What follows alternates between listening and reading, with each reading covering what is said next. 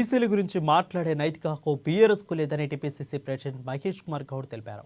MLC కవిత వ్యాఖ్యలను Mahesh Kumar Goud recounter ఇచ్చారు. కేసీఆర్ 10 ఏళ్ల పాలనలో బీసీలను అణగదొక్కి అగ్రవర్ణాలకి అంకితమయ్యారని దుయ్యబట్టారు.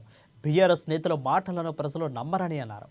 బీసీలకే కాంగ్రెస్ అత్యంత ప్రాధాన్యత ఇస్తుందని, తనలాంటి సామాన్య కార్యకర్తకు బీసీసీ ఇవ్వడంతో పాటు బీసీల డిపార్ట్మెంట్కు అత్యధిక నిధులు ఇచ్చిందని ప్రశంసించారు మహేష్ కుమార్ గౌడ్.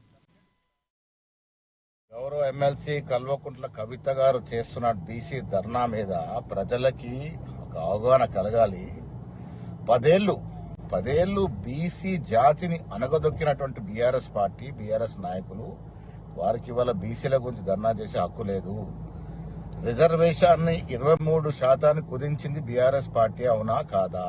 ఇది స్పష్టత ఇవ్వాల్సిన అవసరం ఉంది కవిత గారికి.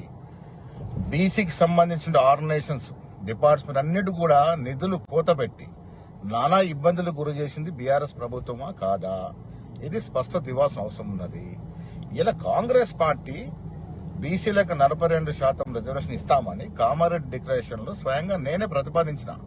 ఆ డిక్లరేషన్ అనుగుణంగా మనం పనిచేస్తా ఉన్నాం. ఇవాళ దానికోసమే కుల సర్వే మొదలు పెట్టినాం. దానికి ఒక డెడికేటెడ్ కమిషన్ ఇవ్వడం జరిగింది. సో ఈ రకంగా కాంగ్రెస్ పార్టీ అన్ని రకాల చర్యలు తీసుకున్నప్పటికీ కూడా బీఆర్ఎస్ హయాంలో బీసీలందరినీ, బీసీ జాతులందరూ కూడా అణగదొక్కిన మీరు ఇవాళ ఏ ముఖం పెట్టుకుని ధర్నా చేస్తున్నారో ప్రజలకు తెలియాల్సిన అవసరం ఉన్నది. 10 ఏళ్ళు అధికారంలో ఉన్నప్పుడు బీసీలు గుర్తుకు రాలే మీకు.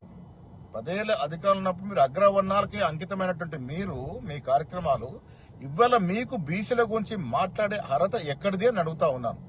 కొంచెం అన్నా జ్ఞానం ఉండాలి బీసీల గురించి ఇవాళ మీరు మాట్లాడడంలో. ఒకప్పుడు అధికారం ఉన్నప్పుడు బీసీలంతా అనగదొక్కి బీసీ జాతుల్ని కనుమరుగు చేసిన మీరు ఇవాళ బీసీల కోసం ఏదో చేస్తాము అన్నట్టు చెప్పడం మాటల్ని ప్రజలు నమ్మే పరిస్థితి లేరు.